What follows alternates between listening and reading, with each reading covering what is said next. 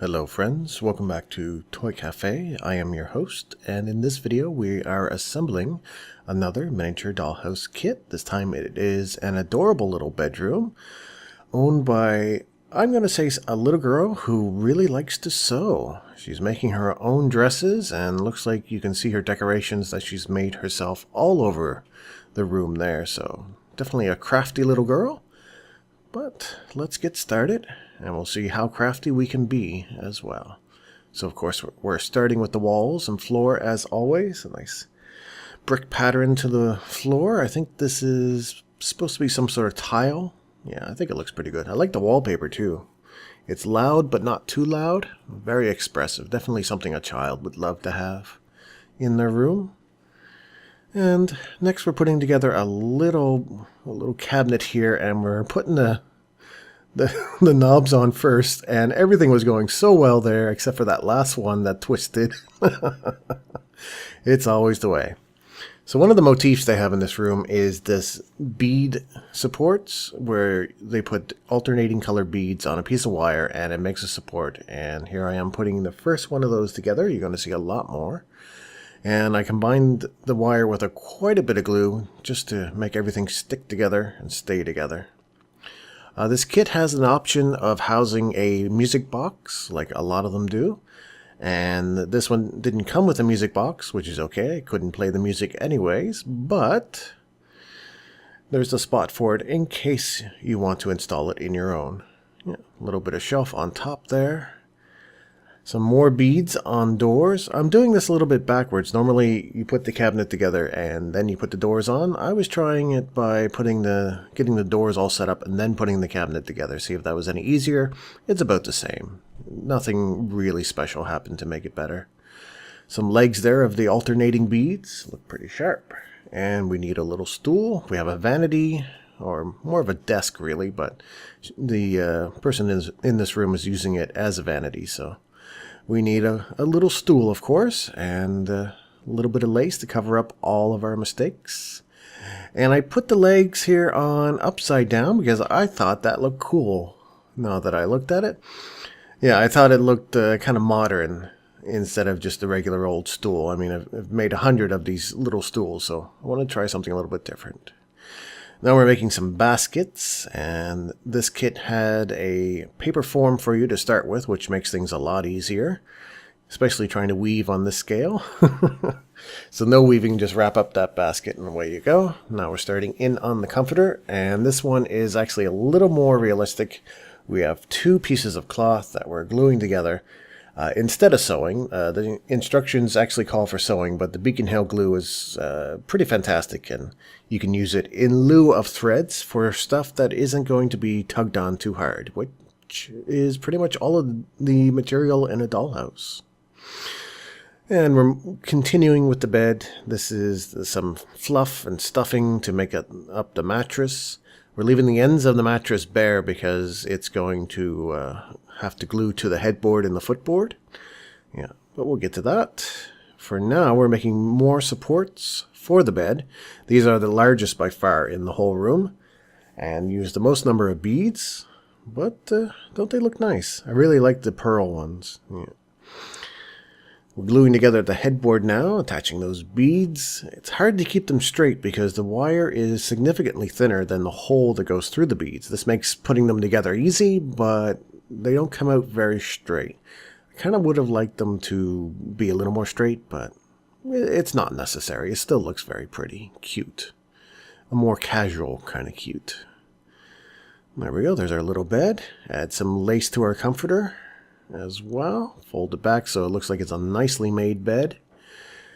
And there we go. Doesn't that look cozy? Yeah. I especially like the colors for the comforter. It's loud but subdued at the same time, so when you first look at it, it's like, wow, and then you can just kind of ignore it and concentrate on other things. Yeah, some fun color choices here. Lots of pink too. Go on, get in there. Getting the stuffing in the pillow. And here again, I'm using the Beacon Hill 3-in-1 glue instead of sewing. My sewing skills aren't the hottest, but yeah, a little bit of lace. You never know. And if you're very careful with the glue and you apply it very conservatively, you can actually get a really nice edge out of it that looks like it's been sewn, or yeah, it looks like it's been sewn on a sewing machine with the nice tight stitches. You don't see any stitches, but the seam looks nice and tight. So yeah, something to consider, especially in this application where, like I said, there isn't a whole lot of weight being put on anything, so you don't really need all that much strength. Now we're making a little ottoman slash throw pillow. No, I wouldn't call it a throw pillow, more like a beanbag chair. I'm not sure. Coffee table. Yeah, big heart shape though. And here we have another flower lamp going together. This one's pretty simple, but looks pretty nice at the same time. Just a couple beads there, a piece from a snap. This one was hard getting on. Like all of them, in the instructions, they want you to run the wire for the electricals, the actual LED separate. But I always run them right through the center of the beads because it makes it look that much more realistic than having a separate wire running down the side of your lamp. Looking terrible. So here we're making our dress on the dress form, and this is one place where the 3-in-1 glue kind of causes problems. It's very sticky and it's very tacky and nice to use, but the glue will actually begin to melt some of the plastics used in these projects, and this is one prime example. The black plastic used in that dress form just starts melting away if you're not careful, so you cover it up with material and leave it dry and it looks great, but if you try moving things around, it's just going to turn into a big mess. So you just got to be sure what you're doing before you do it in that case. And we'll just mount our lamps here. Yeah. This is the main reason, though, why I keep using the 3-in-1 is because it'll hold metal onto paper, onto wood, onto anything, almost glue anything to anything. It's really that fantastic. Yeah. If you're interested, you can find a link down in the description to Amazon, and specifically to a link where you can get some of the glue for yourself and try it out. It's really wonderful. I really do recommend it. I've said it before, but it's almost like halfway between hot melt glue and white glue. You get the open tackiness of the white glue, but the instant stick of the hot melt glue. Almost instant. Anyways, so we're putting our cabinets in now and our bed. Got most of the room dressed. There's our funky modern upside down stool and our little ottoman slash coffee table. I always imagine that should be squishy. You sit on it, it'd be squishy. You can put stuff on it too, but yeah. And our dress form with the little pretty dress. I wonder if she's making a prom dress or a homecoming dance dress or something like that. There's her material for her other projects. She has a picture of her kitty on the shelf there. I always think that's really charming when people have pictures of their pets framed. You can tell they really, really appreciate their pets and how wonderful they are. Lots of very generic books on her shelf, though. That one's just called Airport.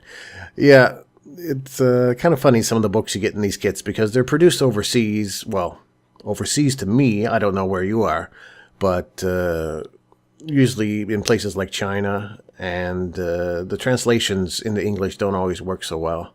So you'll get some pretty funny names on the book titles. There we are, dressing up her little dressing table. Some nail polish, some perfumes, a few other things.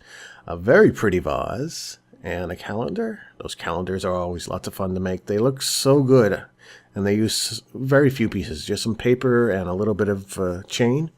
And they look fantastic. It's always very satisfying when you get those combinations. Oh, can't forget the little plant. There we go. Some more books. These ones have very nice covers. I'm trying for a slope look, like they sort of spread out like cards, but they didn't quite want to cooperate. I had to glue them down afterwards to get it to look right. And there's some more material and paper for her dressmaking. And a little gift all wrapped up. I wonder if she's making a dress as a present for a friend. We can't forget the canopy. Every little girl wants to be a princess.